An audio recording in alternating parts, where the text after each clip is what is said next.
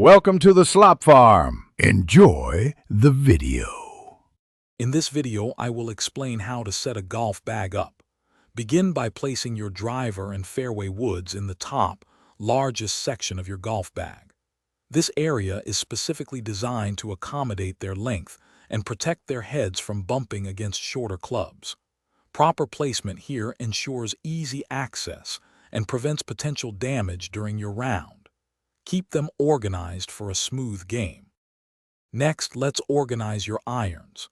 Your mid-irons, typically from the 5-iron through the 9-iron, should be placed in the middle section of your bag. Then, your short irons and wedges, like your pitching wedge, sand wedge, and lob wedge, belong in the bottom section. This arrangement keeps them easily accessible and prevents tangling, making it simple to grab the right club for every shot.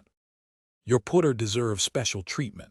Most golf bags have a dedicated, often oversized, slot for your putter, usually at the front or side. Utilize the various side pockets for accessories like golf balls, tees, and divot tools. Larger pockets are perfect for rain gear, extra gloves, or a small towel.